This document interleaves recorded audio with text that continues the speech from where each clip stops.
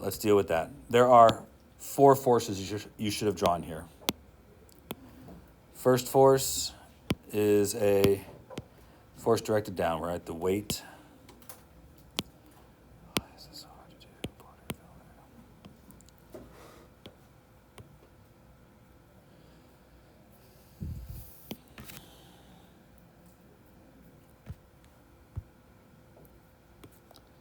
I don't know why I can't get that to stop moving, but I'm having trouble there.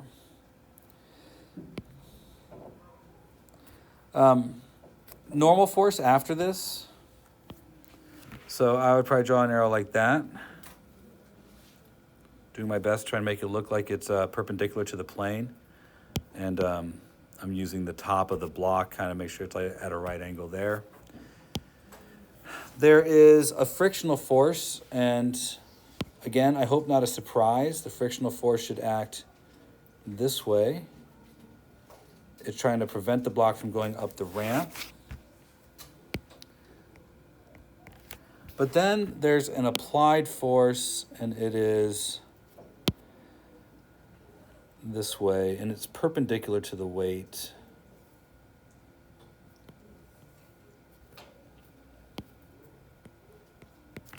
And those are the 4 forces that are acting on the box. Any question about any of those? No. Thoughtful.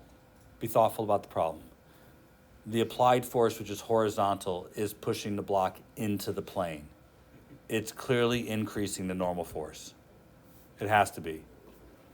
I mean, when I push against the block, I'm pushing it against the plane. So if this force gets bigger, this force has to get bigger. And if the normal force has to get bigger, the frictional force has to get bigger. I'm expecting a problem in which if I push harder, I actually make it harder to push the block up the ramp. At least in some ways. Do you guys see why that has to be true? It would be better for me if I'm trying to get the block up the ramp to not push it this way, but to push up the ramp. I'm wasting some of my component here by having part of that component of the force into the ramp. Now, the only way we're going to be able to analyze this problem is to choose a coordinate system, and they tell us it accelerates. So, because you are faced with a dilemma in this problem, and this is why they framed the problem the way they did. Your dilemma is, how do you draw your coordinate system here? I tell you to be mindful about this, because you have 2 choices. One is to align it with the acceleration, and one of them is to align it with the most number of forces possible. Can't serve 2 masters here. You got to pick one. And these 2 forces are at a right angle with respect to each other, and these 2 forces are at a right angle with respect to each other. But I already told you that there is a priority that should always rank first, and that is lining it up with the direction of the acceleration. The box can only accelerate up the ramp. That should be the direction of your coordinate system, which means the y direction has to be like so, and that determines how the rest of the problem should progress. Now, you do have to go in here and put in some angles, and that might have been tough for you, but that's got to be theta, and that's got to be theta.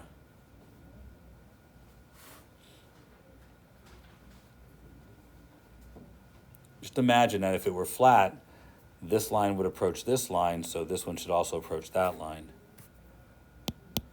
But this is how I know where the thetas go.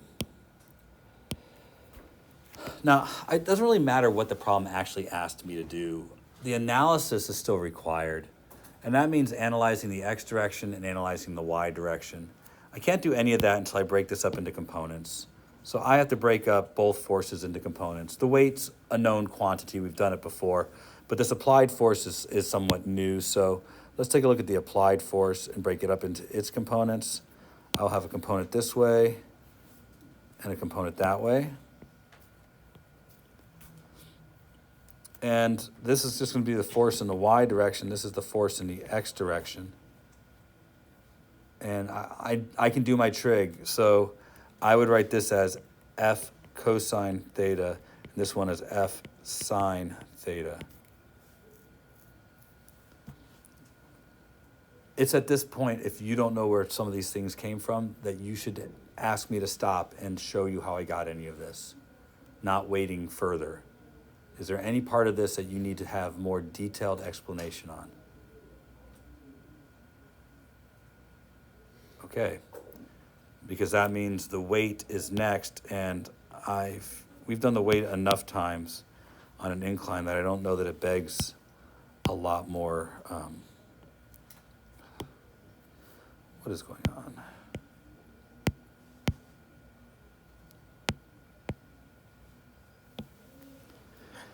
Okay, so clearly I can write. Let's try it again. There we go.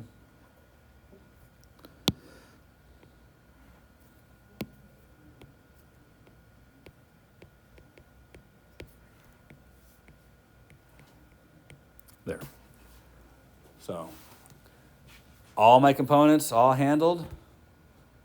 Is that good for everybody? All right, now, traditionally, all this work shouldn't be done on your free body diagram. It should be done separately elsewhere. But on this FRQ, I think we can just be okay with it all being there.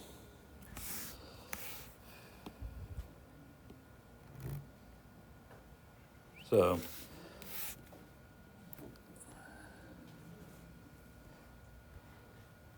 get that out of the way now. And now just deal with this. Net force in the x direction equals MA. Net force in the y direction equals 0. I think they allow us to use, I can't even grab that anymore. Can I? Come on. Nope, I can't get the background or nothing. So I can't see the picture anymore. Did they just say we can use A as the acceleration? Yeah. All right.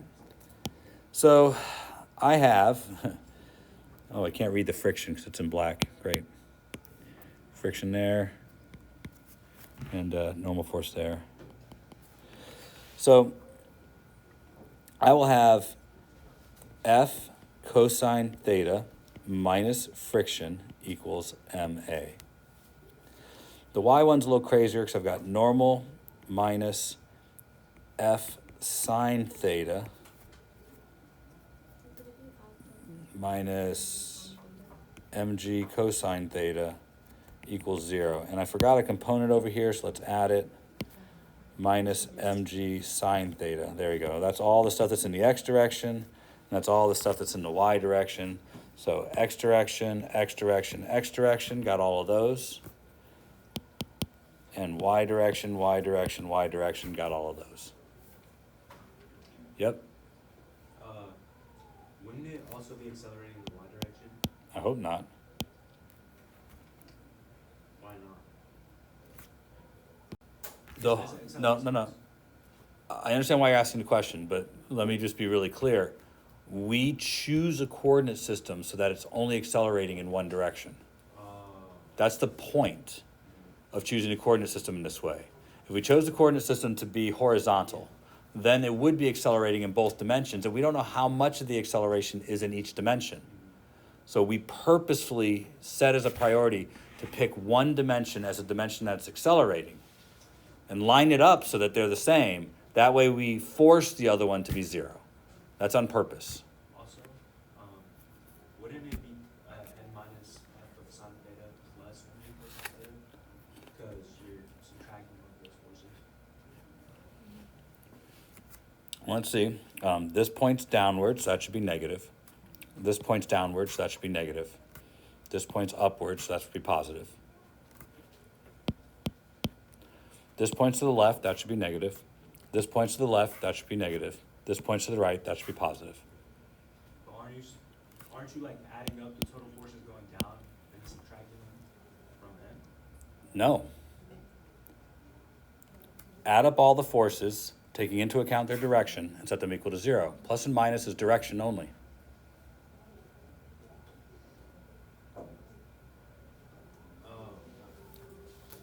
Okay. Good to go? Am I good to go? Yeah. All right. Do me a favor, somebody. What was the question? I will point out, you don't have to have the question to do this. This is how you develop, this is just how you get the two equations. Now you can use something. Go ahead. Develop an expression for acceleration using data. Right. So I bet I'm not allowed to have either of those in my answer. Because one of the things I'm allowed to have in my answer is mu. So it seems to me that what I'm very likely going to have to do is get rid of friction in the normal force. To do so, I'm going to use friction equals mu times the normal force. Now, that's how you bring these two things together. Now, I'm going to stop for just a minute. I'm just saying we've gone here. There's just a lot. Just be careful. Be meticulous. Take your time. But at this point, I'm going to use this. There's two ways to use that. We can plug into that, or we can substitute. It's your call. For example, I'm going to choose in this arrangement to substitute. I'm going to say F cosine theta minus mu times the normal force minus mg sine theta equals ma. I did a first level substitution. I plug this in here. Next, I'm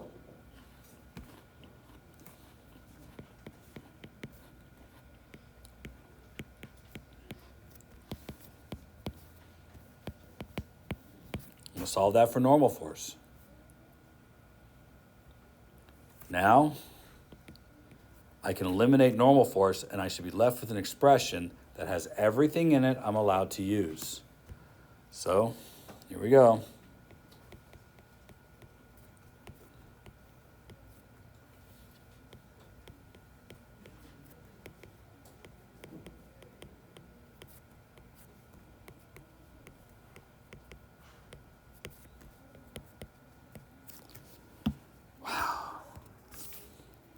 My favorite phrase is, boy, that looks like a lot of alphabet soup.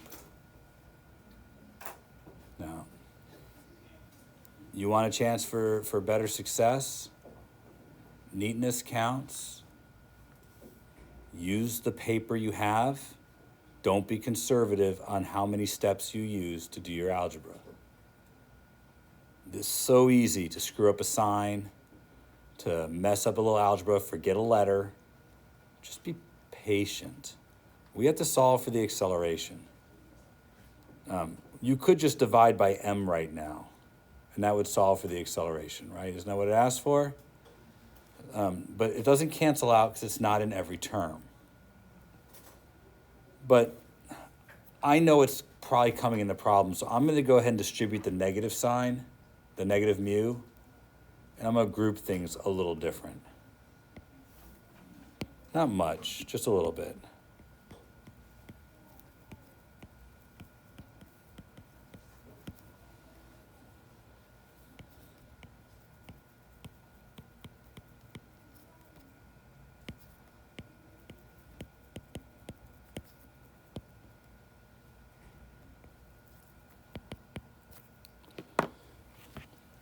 And I did that because it grouped the part that was about weight together and the part that was about the applied force together. There are some interesting things here, but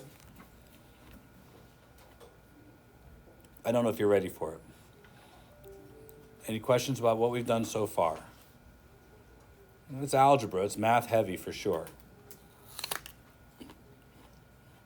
Now you could break this up some.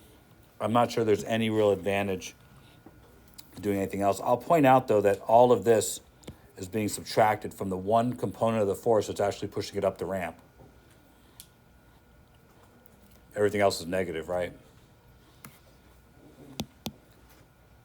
But, all right. There's a part B, right? What's part B asked for? Well, that was part B. There's part C. Oh, what's part C say? If it was at a constant velocity. So, expression for magnitude. Well, the only thing that happens is if it's at a constant velocity, then that's zero. right? It wouldn't sum to be equal to MA. It would sum to be equal to 0, which gives us this.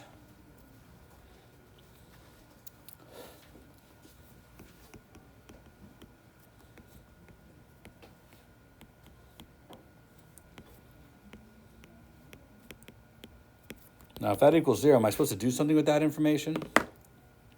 Or is that all I had to do? You have to find the magnitude of the force. Find an expression. The magnitude of the force? Develop an expression for the magnitude of the force. Okay. So,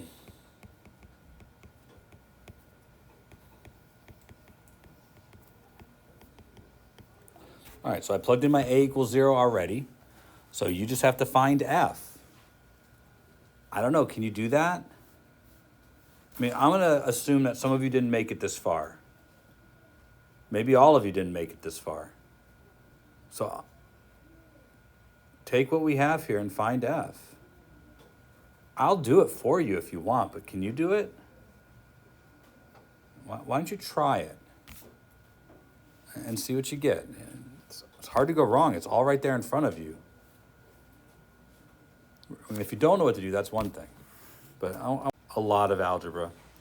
So, as I'm walking around, one of the things I'm looking for is kind of a, do you know the nature of this kind of algebra? And for a lot of people, you do. You've learned it. You just may not have been practicing it very much.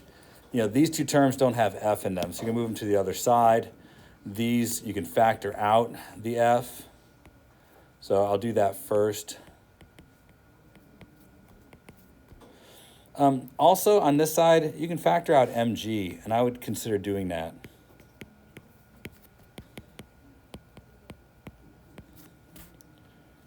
So it's a couple of things in one step, but I think you kind of see where it's going. And then I want f by itself. Part of the reason why I'm grouping this the way I am is kind of a standard that I like to see, and I'll tell you a little bit about it after I get it written. Everything in here is unitless. Cosines, they're functions that have unitless values for their answer. Mu is a unitless quantity, so everything in there is a unitless quantity. The only thing that has units is here. If you want to know if your algebra is done right, remove the unitless stuff and look at the stuff with units. Force has to be in newtons. Will mg be a product that has newtons for its units? And it is. So part of the thing I like to consider is, when you do a lot of algebra, at the end, you're looking at the mess of letters, and you're trying to figure out if those letters have any meaning. Well, they have something if they at least have the right units in your answer. There's more to the problem, and I think that final piece that I put there was what the actual AP exam had as a question, which I thought is not atypical, where at the very end of a problem, they'll ask you something that might feel very out of left field. But they're actually telling you something that might be less useless than you think. The denominator can't be 0. So what condition would make the denominator 0 is kind of what they're going for. I mean, what condition would make this problem useless because it can't be done? And that's when the denominator is 0. So if you take that portion and just say, okay, the denominator would be 0 if this equals 0. So that means that this shouldn't happen. If this happens, it'll make our denominator 0. And there's a condition where that happens. You solve this for mu, you'll get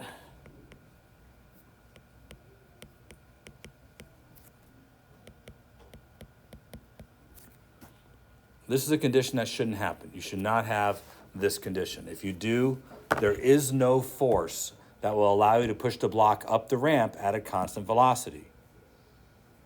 Now, this kind of thing, usually at the end of an AP exam, you're tired, you've been working for a while, feels like it's like, what are they talking about? Look for any case in which you divide by 0. That's what they're looking for. Whenever there's a negative sign in the denominator, be wary. They're going to ask about it. Because if there's a negative sign in the denominator, there's a chance for there to be a 0 in the denominator. Yeah. On the AP exam, if we don't simplify out the MG and we just leave it out, You would have been fine. They wouldn't taken. They wouldn't. If you had just taken all the garbage, kind of threw it over there, and just whatever order, as long as the terms appear correct and the minuses and pluses are all in the right location, you're fine. It just makes it harder to pick this portion out, which is why they'll ask that question to see if you can see inside the weeds a little bit. I found less and less. We'll talk about simple machines, but not till we get to energy. Any question about part A? I thought this one should have been a breath of fresh air. It was easier. So the person now pulls on the rope so that the acceleration of the person in the platform is 2 meters per second squared upwards. What is the tension in the rope under these new conditions? Nothing changes about our picture here.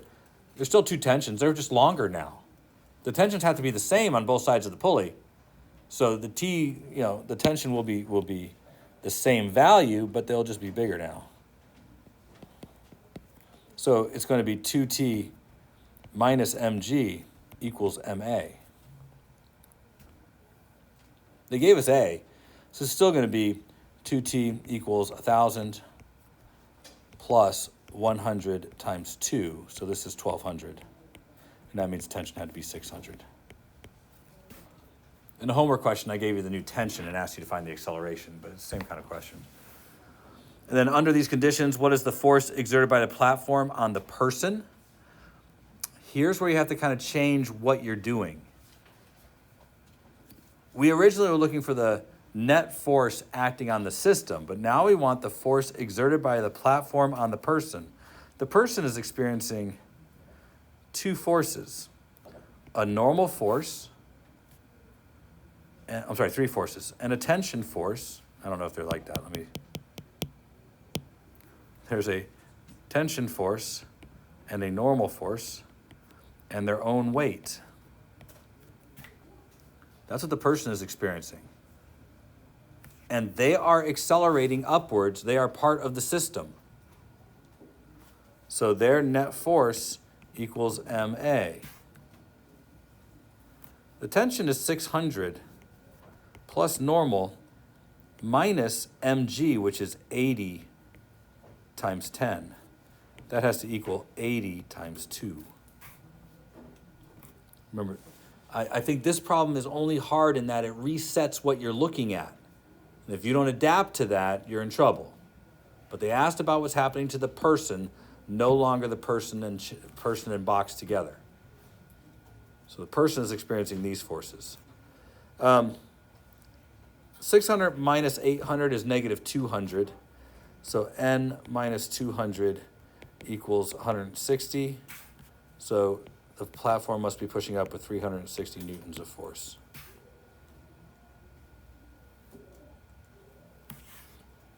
I don't know the specifics about the drag problem, but I think this says a drag force is proportional to the velocity squared, right? It says an object mass in a sliding across level floor where it's experiencing a drag force that is proportional to the velocity of the block. Okay. All right. So everything about this problem is awesome, but there is some math that might get you.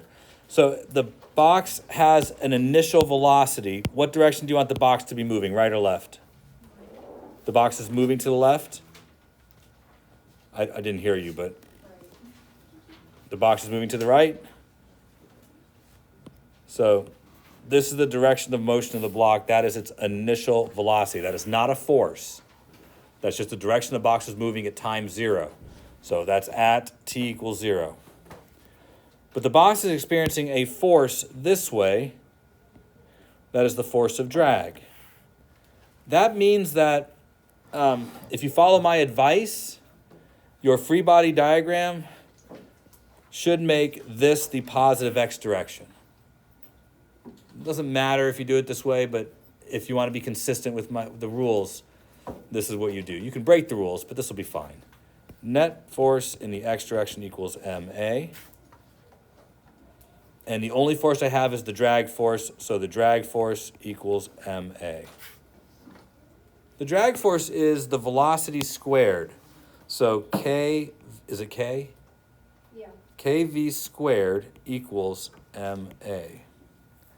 So what do now? You work the problem.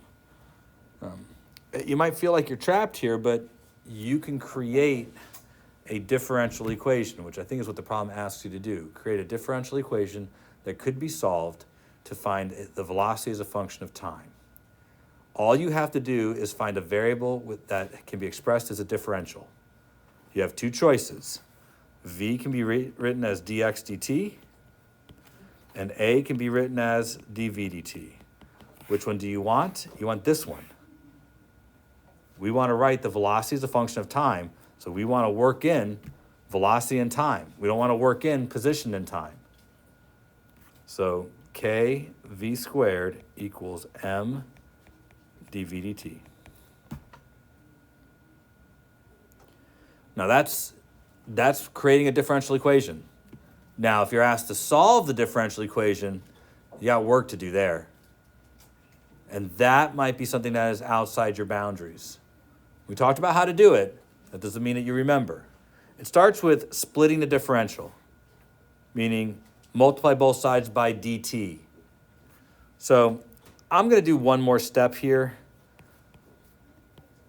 I'm going to divide both sides by the mass just so I get all of the variables and constants on one side. Now, splitting a differential requires that you first separate the differential by multiplying by whatever the bottom differential is. But before you can go on to the next step, you have to collect terms. This is a step that we wrote down, but I'm not sure we ever did it, because every time we did this, the terms were already collected for us. But we have to have all of the t's on the side with dt and all of the v's on the side with dv. So that means k over m dt equals 1 over v squared dv. Now we can solve this by integrating both sides. Now this might be getting beyond what you feel comfortable doing, and we haven't practiced in a while. There were things that we had to do after this, and I'm not sure you remember, like setting our limits. At time 0, we had velocity negative v naught. Be careful. If we made the left the positive direction, the initial velocity was negative. Does everybody understand? Make sure you pay attention to that. At the same time, we're talking about some time in the future, we'll have some future velocity. The top boundary is our target. It's where we're going.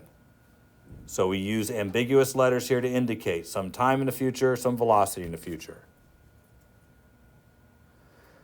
Then you have to do both integrals. Now, the left side is got a constant, so I'll pull the constant out. And I'm left with nothing times dt. If there's nothing there, then it's t to the 0 power. And you do your polynomial rule, which means add 1 to the exponent and divide by the new exponent.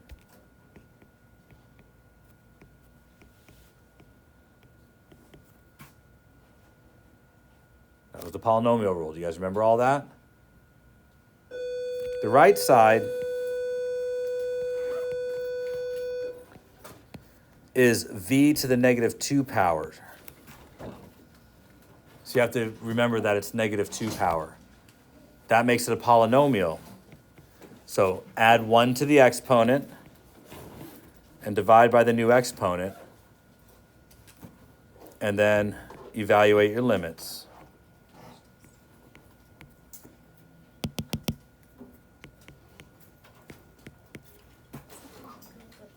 What's that? And you're actually kind of done now. You just plug in your limits and solve for v final. But I'm out of time. I'm going to do the algebra while you guys leave the room. That's my name.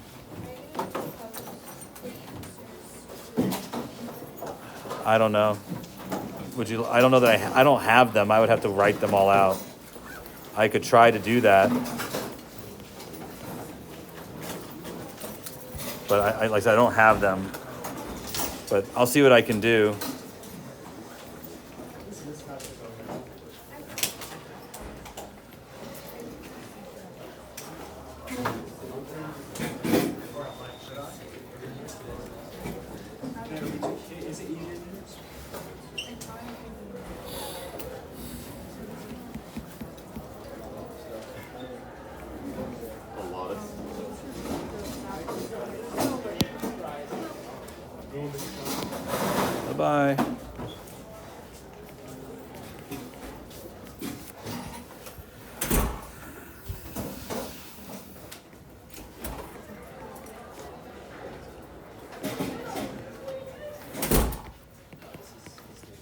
is, oh, I thought I had a question. I'm just doing the algebra.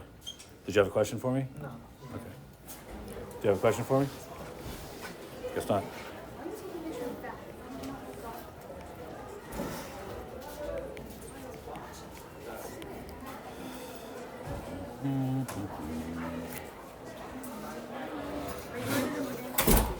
Yeah, you guys can train us in my phone. Oh, yeah, that works. I think we need to talk to Trainer about all this. Oh, you're good. That's like So I think we need to talk to Trainer about all this. I haven't used And that then this year yet. Libby and I can assign goals for Sunday, so we can after. Bye, have a good day. I don't know what else to do. After part B, we have found out the tension in the rope that is required to accelerate the person and the box upwards with an acceleration of 2 meters per second squared. So under those conditions, the person and the box are experiencing, as a system, are experiencing three forces: 2 upwards tensions and their combined weight. The box is 20 kilograms, the person is 80 kilograms, but we know the system is accelerating upwards at 2 meters per second squared. So net force equals MA, that'll be 2 tensions, minus the weight equals MA, which is tension equals mg plus MA over 2. Mg is 1,000 and MA is 1,200. No, MA is 120 divided by 2. Is that right? No, sorry. I'm skipping ahead. But the mass is 100 times 2 is, this is 200 there. That's what we get. And so that should be 1,200 divided by 2, or 600 newtons. Now, so I just did that real quick because that's the end of part B. And if you didn't do part B, then you don't know that that's the answer. But we did a problem just like this in class. They ask about the normal force on the person. So you need to switch focus now. The forces acting on the person are different than the forces acting on the person box system. Most inefficient way to fly is a helicopter, but they do something, nothing else. They're great for municipalities. The person is experiencing weight, 800 newtons, right, because they're 80 kilograms. They're in contact with one rope that is pulling up on them with 600 newtons. And the floor is also pushing up on them. Those are the three forces acting on the person.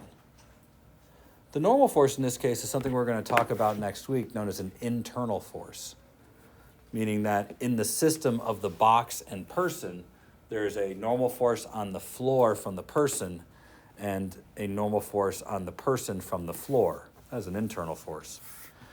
But the person is only experiencing one tension because the rope is only connected to one part of the person. The other part of the rope is connected to the box. So the person does not experience 2 tensions. They experience 1 tension. But the floor is what's pushing up on the person too. So 600 plus normal minus 800 equals MA. M in this case is 80 times 2.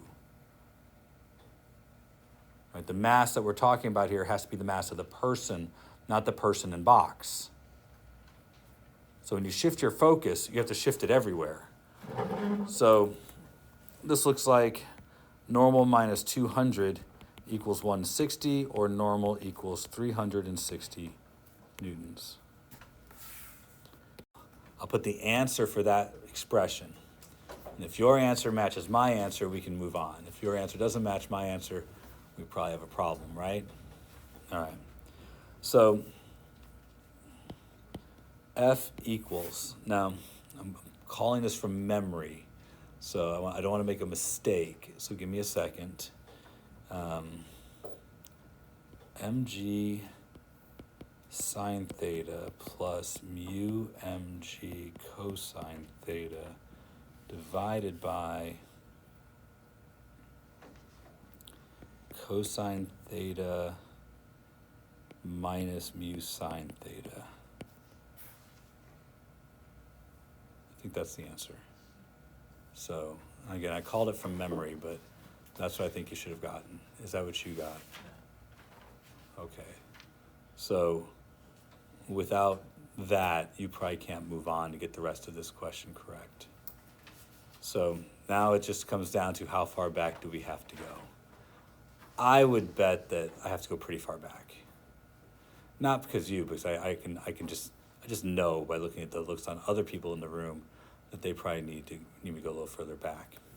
Now, to be quite frank, if you didn't attempt this problem and I work it out, it's a waste of time. You needed to work it out. You needed to give it a reasonable attempt. You needed to break those forces up into their components and see how each piece kind of worked out. If you did, great. If you didn't, then I'm really only talking to myself. And then you're going to fail tomorrow, and you're going to ask that question that I'd love to hear. Work it out, because I'm prepared for you to take a test tomorrow. I'm going to start with, there's a force downwards, the weight of the box.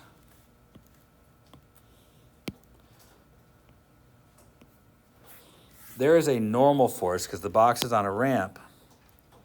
And I'm assuming you guys have a picture of this, so I don't have to draw a picture before. I can start with just a free body diagram. All right, so there's a normal force. The normal force is going to be greater than the weight, because that applied force is causing an increase to the normal force. There should be friction. Friction is down the ramp. So I'm attempting to try and make sure that looks like a right angle there as much as I possibly can. Frictional force. Oh. But now comes the part that really throws a monkey wrench into all of this. The person who's pushing on the block is pushing horizontally. Like that. Those are the four forces acting on the system. These two are at a right angle to each other, and those two are at a right angle to each other. But the box is constrained, meaning it has to go up the ramp. So you really don't have much of a choice here. I think you have to make this your positive x direction, because that's the direction of the acceleration. Although you have two choices that you're allowed to make here, meaning you're supposed to choose either the most number of forces to be aligned with your coordinate system, or choose the direction of the acceleration. I already said make the point that your direction of the acceleration should be your higher priority.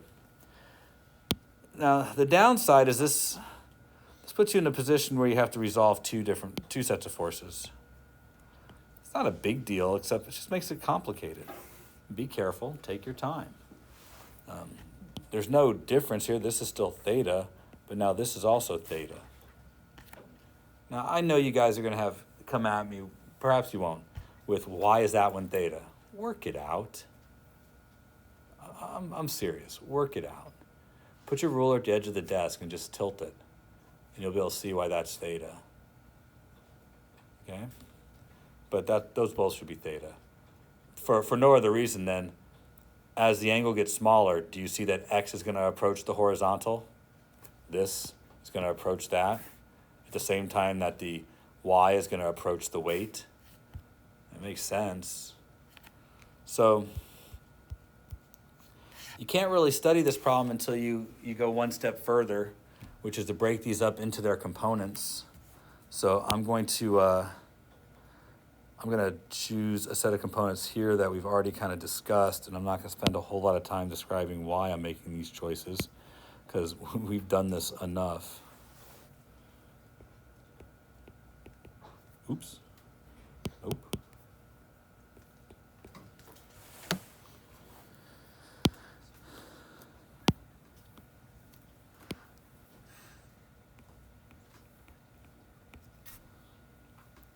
But we have to break the force up into its components too.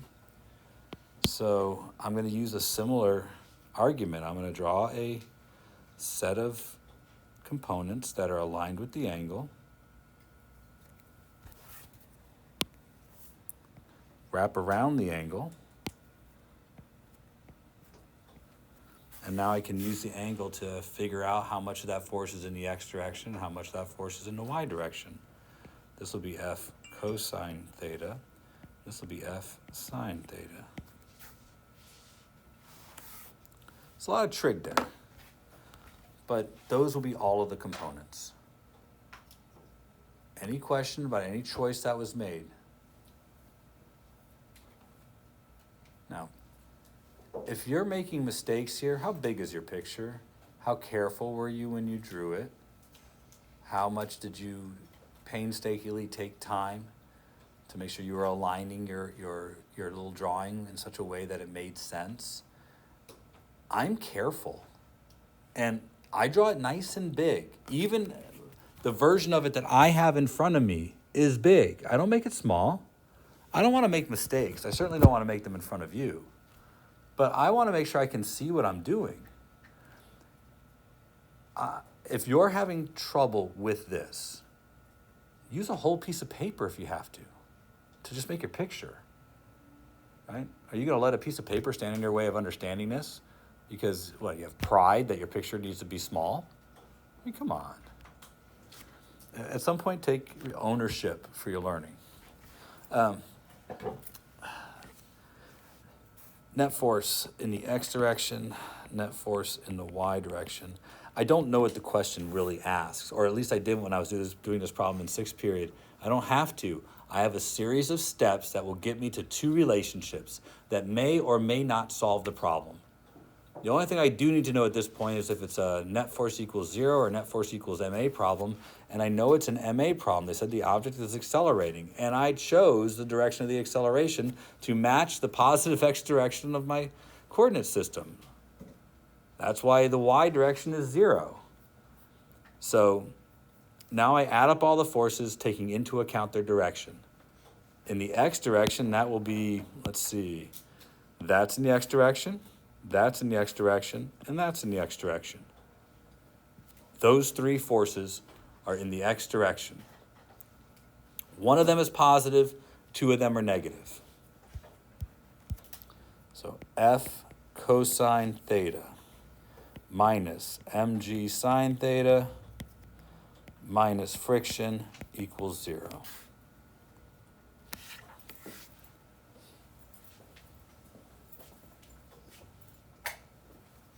Right? Doesn't equal 0. It'd be nice if somebody's pointed that out, and I think 3 of you are about to. What does it actually equal? MA. This is the x direction. That's right. I turn out the lights. I gave you time to think about it. Y direction, I think there are 1, 2, 3 forces in the y direction.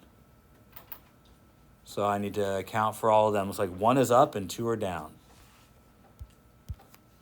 So normal minus mg cosine theta minus, where's the other one? F sine theta equals 0. All right. I feel confident that those relationships represent what we have in the picture. Do you feel confident about that? All right. I don't need the picture anymore. But what I do need to know is, what do they want? Pretty sure they want an expression for the acceleration. But I'm also pretty sure they list the variables I'm allowed to have in my answer, and I'm pretty sure these two aren't them. Everything else can be in there. Theta can be in there. M can be in there. Fundamental constants can be in there. Even the size of the force can be in there. But they do let me have mu in there, suggesting that perhaps I have to find a way to work mu into the problem. Now, I've said this a little bit. We haven't really been, spending a lot of time on it yet, but I have said it. One way to bridge the y direction and the x direction is by using F equals mu times the normal force. It will bridge the two parts together. Now, how you do this is up to you. But you have 3 relationships, and you need 1 relationship. So how are you going to do it? In the last class period, I substituted mu times the normal force in for friction. and then I solved this for normal force and substituted again. In your class, I'm going to do it different so that at least it's a little bit of a variety for me.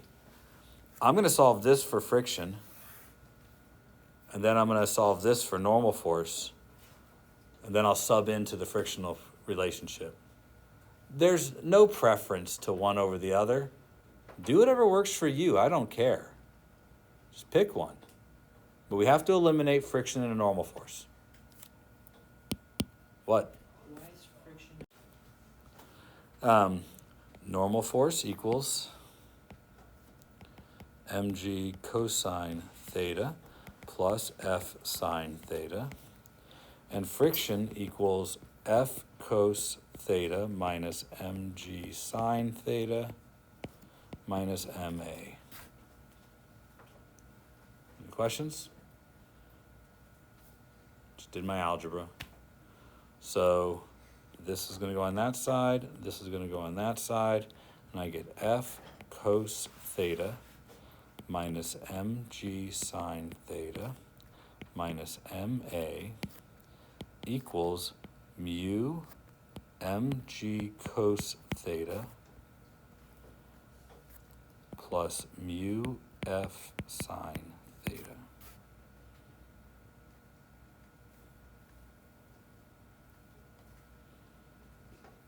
Now you can solve that for acceleration. This method is not less work than the method that I described the first way. It's the same amount of work, it's the same amount of substitution, it's the same amount of algebra. But if you want the answer, f cos theta minus mg sine theta, minus mu mg cosine theta minus mu f sine theta equals ma. So divide both sides by m and you have your acceleration. It's like alphabet soup. Look at all those letters just sneezed up on the board. Yay. I mean, in many ways it looks meaningless, but there's meaning there. Yes, sir. So, if we had aligned our original... And so I have my picture. Let's say you had defined it the way you're describing. Then your picture will look very similar to this, except you'll have normal force in the y direction, normal force in the x direction, friction in the x direction, friction in the y direction, weight, applied force, right? But, and this is an important but, it accelerates this way, right? So in your relationship, you get to do all those things, and you can write it all you want. And you could say F minus normal in the x direction minus friction in the x direction. I'm not doing the trig. But that would have to equal m times acceleration in the x direction. And in the y direction, I'll have normal in the y direction minus weight minus friction in the y direction. That would equal m acceleration in the y direction, which is fine. You'll have the acceleration in the x and the acceleration in the y, but to get your answer, you would have to do acceleration in the x direction squared plus acceleration in the y direction squared equals the acceleration squared to get your answer. I'd argue that's harder, but it can be done, but it's probably not what you want to do. So we should always make it align with the frictional force we're given, or basically the plane. No, you should always make it aligned with the direction of the acceleration, period. That's all I've ever said. You have two priorities. Align it with the direction of the acceleration first. Make that your positive x direction. If you can't do that, then align it with as many forces as you can. That's what I've always said, and I stick to it. This is harder. That's a lot harder. Believe it or not, you'll get the same answer, but I want you to imagine what you must do algebraically to get to that answer.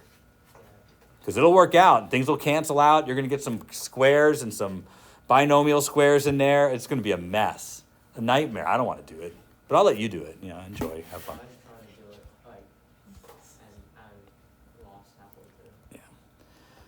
Yeah. Like, this isn't particularly clean, but it's not terrible. All right, so I don't know where I am. Part B is, well, part C, find the force necessary for the object to move at constant velocity. That's pretty straightforward. At constant velocity, that's 0. So now just solve for F.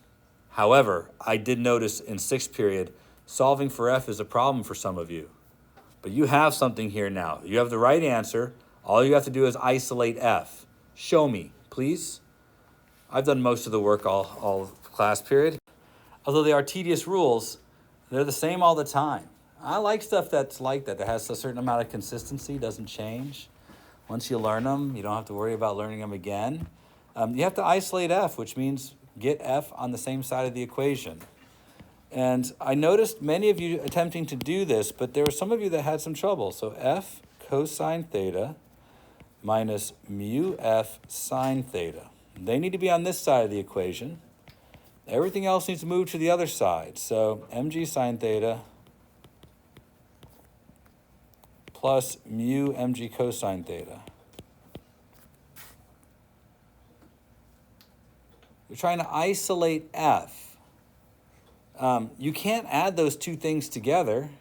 Cosine theta and sine theta are different, can't divide them out. But you can factor out the F.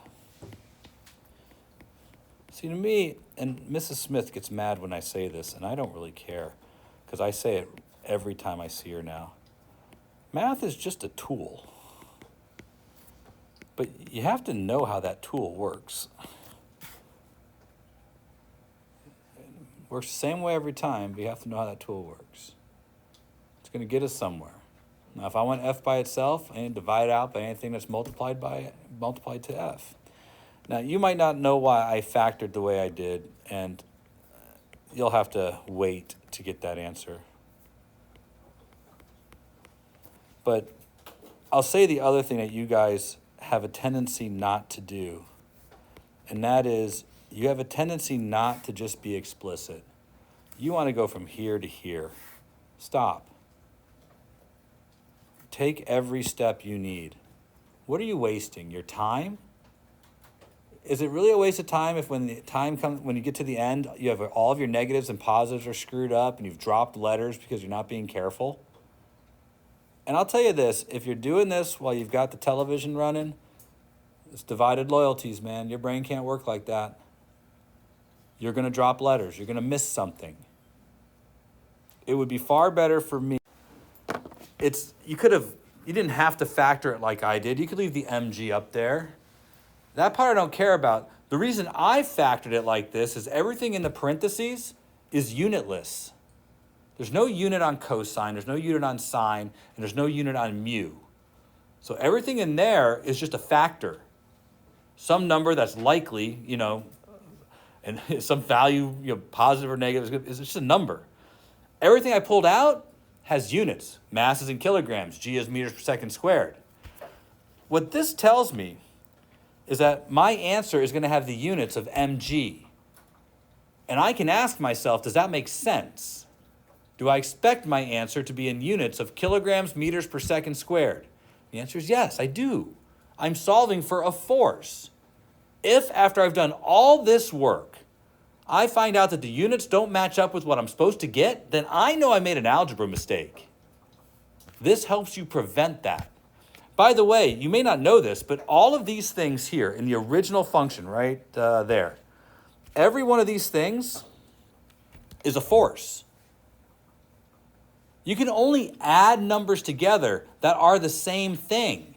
So you can't add an acceleration to a velocity. You can't add a force to a velocity. You can only add a force to another force, and an acceleration to an acceleration. So all of those things have to be in the same units. All right. So finally making it to the end, that's the answer for what the force has to be for it to move at constant velocity. Yeah? I have a quick question. I don't know if So the question that's at the very end, that is straight out of the AP exam. There is something missing in that problem that was in the AP exam that had to do with finding the work done on pushing the box up the ramp. That's a topic we haven't talked about yet.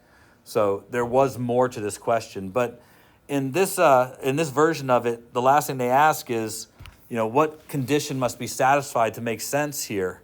And the condition has to do with the denominator. Basically, whenever there's a negative sign in the denominator like this, you should be careful and be looking for something. Because it suggests a couple of things. Minus signs between any two terms can flip the sign of your answer. I mean, it can make your answer positive or negative depending on the conditions of the problem. And clearly, the conditions of the problem are based on the angle here, right? If we're talking about steep angles, then the sine is going to be a bigger value than the cosine. And that can make the bottom negative. There's also the possibility with a negative sign in the denominator, you could have a 0 in the denominator. That's bad news too. Bad juju. You can't divide by 0. So the question is, what wouldn't make sense? Well, I'll tell you what won't make sense. This force can't be negative. You can't pull the box off the ramp and have it go up the ramp. Makes no sense. I also know the denominator can't be 0. So one way to write that, this should not be, this has to be greater than 0. What condition would lead to that? Well,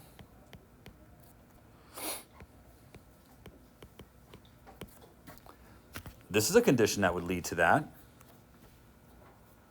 right? Now, I would collect theta and mu, and one way to do that would be to have mu on this side and cotangent theta on that side. That's fine. Mu has to be less than cotangent theta. Somebody else in class did it different. They said 1 over mu had to be greater than tangent theta. I mean, these are the same. But that condition has to be met. If that condition is not met, the problem doesn't make any sense. Now, that's a stretch. I'm going to be honest with you. A lot of you aren't ready for that. And that's okay. That was worth, I think, 2 points out of 15. If you made it this far, you got 12 out of 15 on that FRQ, which means you already got a 5 on the exam. This just ensures it. If you can get 12 out of 15 on any FRQ, you're awesome. You're doing great. On this particular exam, I think the average is about 8 out of 15 on this FRQ. And this is a relatively straightforward FRQ. All right. Number 12 is probably won't be on your test tomorrow. Just going to throw it out there. But it's reasonable. The only reason it won't be on your test is because, to be quite frank, I want to make sure that we have the basics down. This problem is actually more basic than the 2 problems we've just done to get set up, but the mathematics is a little more complicated. So there's only 3 forces acting on this box. So here's our box. What direction is it sliding? Because it has it's sliding at time 0. So is it sliding to the left or sliding to the right? I'm asking the person who asked me. To the right? Okay. All right, so it's sliding this way. This is the direction the box is moving at time 0. That's V0. It's experiencing 3 forces. It's experiencing drag, weight, and normal. Only one of those forces actually matters. So let's just kind of blow through that part. There's weight, normal, and drag. It's net force equals 0 in the y direction, but net force equals ma in the x direction. I will make this the positive x direction. Make the direction of your acceleration the positive x direction. There are some of you who want to make this negative. I don't care. It works out the same in the end. But I'm going to make this the positive x direction. So there is one force in the positive x direction, and it equals ma. That force, we are told, is k times the velocity squared equals ma. And the first question that you're asked is, write a differential equation that could be used to solve for the velocity as a function of time. All right, well, the only way you could do that is first to use net force to come up with an expression that might have things like velocity in it, and that's what we've done. Have I done anything outside of our list of steps? Nope, I got an equation. I don't know if this equation will answer it, but I got an equation. But 6 weeks ago, we talked about what to do here. To create a differential equation, you must substitute in a differential for one of your variables. You have two differentials at your disposal. Velocity is dx dt, and acceleration is dv dt. One of these is the right one to use, and one of them is not. We want an expression to get velocity as a function of time. So I definitely don't want to substitute that in, because that's going to be trying to get me position as a function of time, but it's got velocity already in there. This is the right answer. Plug that in for acceleration. If I do, I have an expression that has just velocities and times in it. This could be used to come up with the velocity as a function of time. That's a differential equation, and largely you've done what you were asked. But now I'd probably go on and ask you to solve this to actually create an expression. Well, you should know how to do this, but you may not. So let's talk about what we have to do to create an expression. First, separation of variables is the way to go here. We're going to separate your differential, which means multiply both sides by dt. Before I do that, I'm going to move the m over.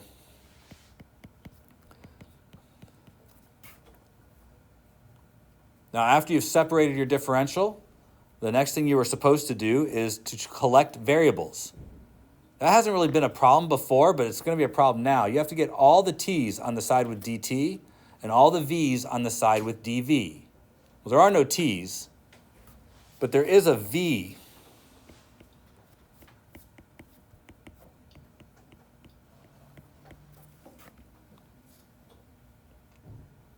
So far, no calculus. I trained you to do these things, though. Next, integrate both sides. Put your integration symbol on both sides of your equation. Set your limits. Tell it where to start. We're starting at time 0. And at time 0, the object had a velocity of negative v0. Be careful about direction. The box had a velocity in the opposite direction of what we said was positive. We need to account for that here. And then the top boundary is going to be some time in the future and some velocity in the future. Now is calculus. And these are both polynomial functions. So I know the bell has rung, but if you'll give me exactly 30 seconds,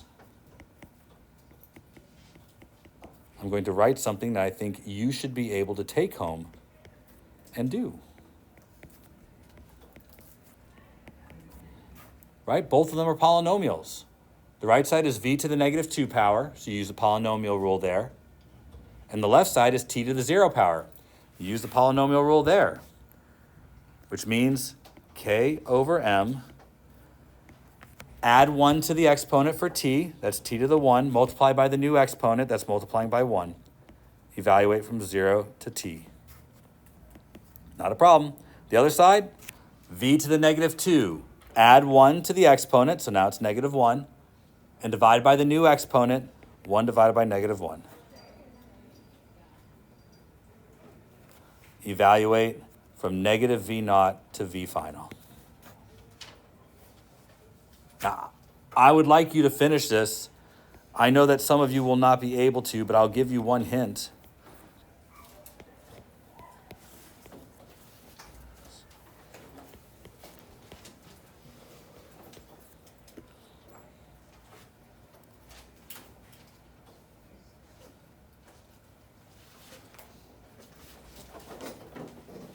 Bye. Have a nice day. Now you have to solve for v final. It's not necessarily easy. Oh wait, there's a forgotten negative sign here. So let me not forget my negative sign. I forgot a negative sign.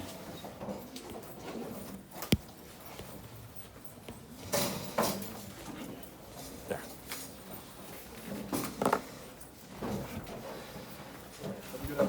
Bye, have a good day. let's say you did that. You took, actually, let me go back